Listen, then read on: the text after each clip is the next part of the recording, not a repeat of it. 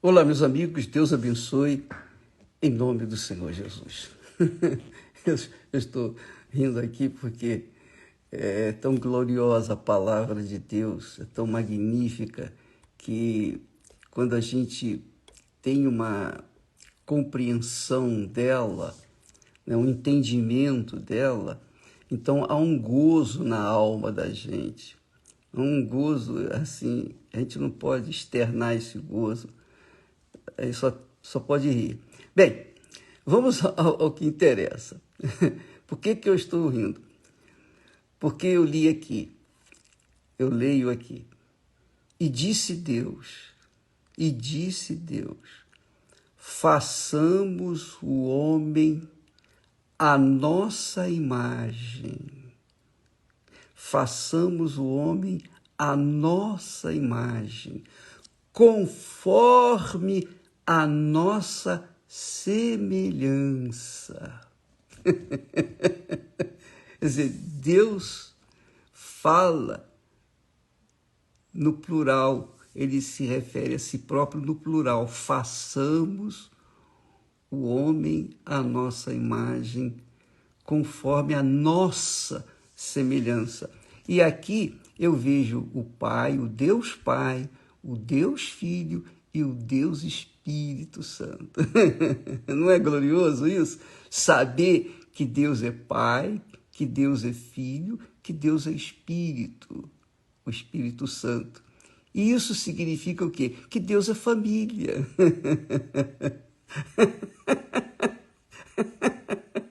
Deus é família a partir do Pai, do Filho e do Espírito Santo. E por isso, ele, sendo uma trindade, ele nos fez espírito, alma e corpo. Nós somos também uma trindade. Você é uma trindade. Então, olha só que bacana. Ele disse, façamos o homem à nossa imagem. E se isso não bastasse, como se isso não bastasse, ainda fala mais, conforme a nossa semelhança.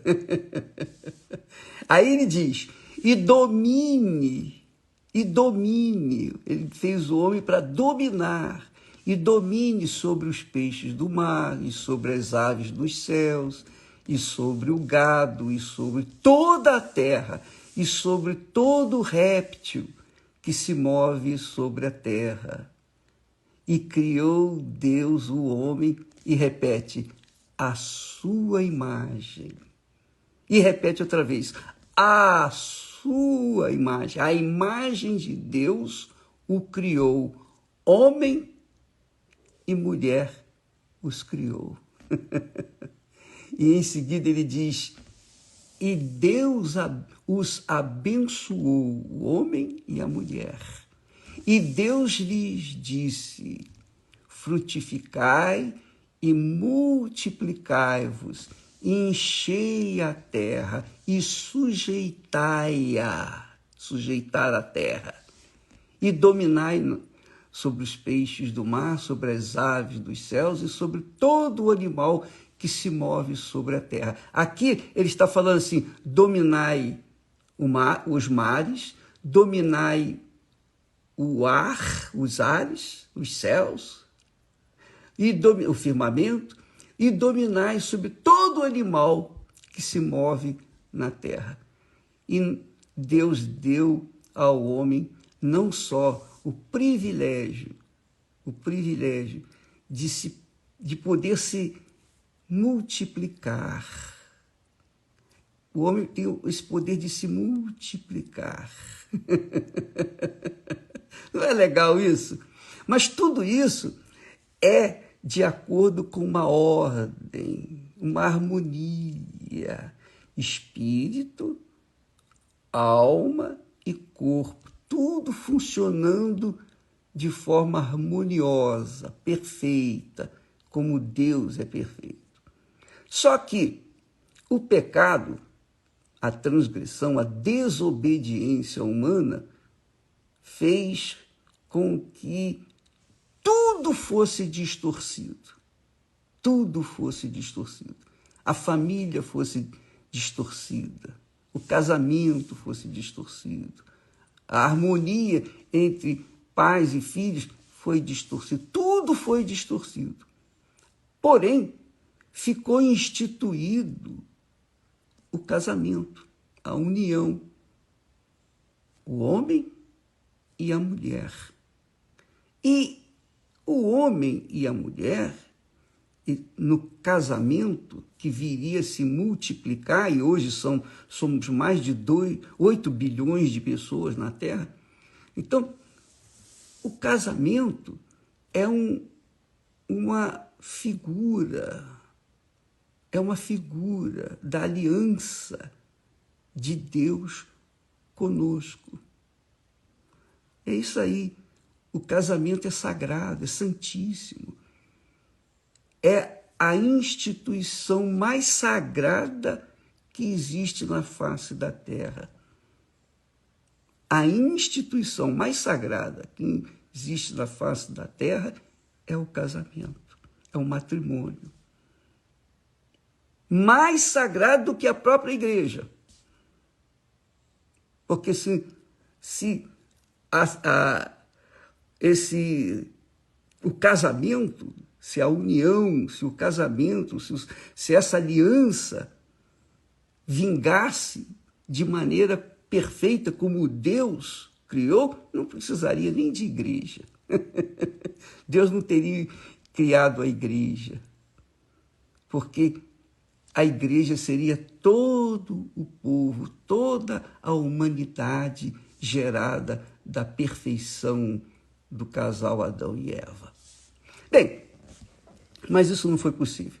Mas, de qualquer forma, você fica ciente disso, que o casamento é a instituição mais sagrada que existe na face da terra. Mais sagrado. Primeiro casamento. Por quê? Porque ele, como eu falei, simboliza, tipifica, representa a aliança de Deus com o homem, o ser humano. Deus é família. E o que ele criou foi uma família perfeita. Então, amiga e amigo, quando nós entendemos esse projeto glorioso divino e nos submetemos à palavra de Deus, de acordo com a palavra de Deus, a obediência à palavra de Deus, Deus, faz possível que esse casamento que foi destruído, que foi corrompido, que foi distorcido, ele seja reconstruído. E é exatamente isso que o Renato e a Cristiane estão fazendo aqui às quintas-feiras, reconstruindo, né, o lar, o casamento, porque ele é sagrado, é santificado pelo próprio Deus. Deus santificou o casamento, ele continua sendo santificado, ainda que o homem não se submeta a essa consagração divina, mas está aí permanentemente. Então, eu posso falar por mim, eu não falo aqui, não quero discutir com respeito a esse assunto, eu quero apenas falar com vocês que eu sou testemunha viva disso que aconteceu, que Deus estabeleceu. Eu sou testemunha, Esté e eu somos testemunhas. Nós estamos casados há 51 anos e vivemos juntos, em perfeita harmonia. Então, há paz dentro de nosso lar. E olha, preste atenção, eu não vivo lá fora e chego em casa e ela me espera. Não, nós vivemos 24 horas juntos. Graças a Deus. Ele me deu um trabalho em que eu posso estar com ela pode estar comigo, ela pode estar comigo 24 horas por dia. Então, veja só, isso quer dizer que Deus, o que ele criou é perfeito. E é isso que nós passamos para as pessoas. Nós somos testemunhas vivas da ressurreição do nosso Senhor Jesus. Então eu posso falar que Jesus ressuscitou porque o que ele fez, o que ele promete na palavra dele se cumpriu, se cumpre em minha própria vida. E as minhas filhas também seguem o mesmo padrão, que já vão mais de 30 anos de casados. Quer dizer, isto é a palavra de Deus na prática, a materialização da Sagrada Escritura.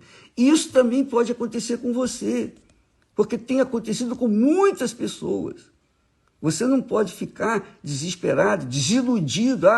Eu já casei 3, 4, 5 vezes e não quero mais tentar. Você não precisa ficar desiludido, porque nós não nascemos para sermos isolados, solitários, conforme falamos ontem, que acho que foi Deus que falou, né? Não é bom que o homem esteja só.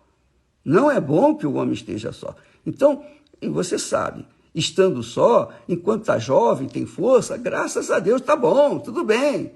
Pode sair, entrar, não tem que dar satisfações a ninguém. Mas quando vai envelhecendo, você precisa de alguém que vai cuidar de você, que seja mais novo do que você, mais jovem, que tenha condições de te ajudar. Isso é inteligência. Isso não é inteligência artificial, não. É inteligência pura, vinda da parte de Deus. É sabedoria que Deus tem dado para cada um que segue e obedece a sua santa palavra. Então, há chance, sim, de você reconstruir o seu lar. Há chance, claro, mas você tem que sacrificar o seu eu. Você tem que sacrificar o seu achismo, você tem que sacrificar os seus achismos, você tem que sacrificar os seus pensamentos, porque os seus pensamentos, os seus achismos, o seu orgulho, a sua prepotência, etc., fazem de você o quê? Uma pessoa feliz? Duvido. Desculpa lá, mas não é feliz, não. Não é feliz por quê? Porque não segue a receita da vida que Deus criou para nós. Se você seguir essa receita, obedecer essa receita, você vai ter uma vida estabilizada e pautada na paz. Aí você vai ter paz. Você vai ter paz. Eu tenho paz. Esther tem paz. Eu não tenho na minha porta mulheres batendo, pedindo ajuda para sustentar filhos. Não, eu não tenho esse problema. Nem a Esther, nem eu. Nós não temos, nem Cristiano, nem Viviane, nada disso. Nós não temos esse tipo de problema. Por quê? Porque nós seguimos o padrão das Sagradas Escrituras. O padrão que Deus instituiu para todos os que são, ou melhor, para todos os que têm juízo. Para todos os que têm juízo e seguem a sua voz. Todos os que têm ouvidos e que ouvem a sua palavra.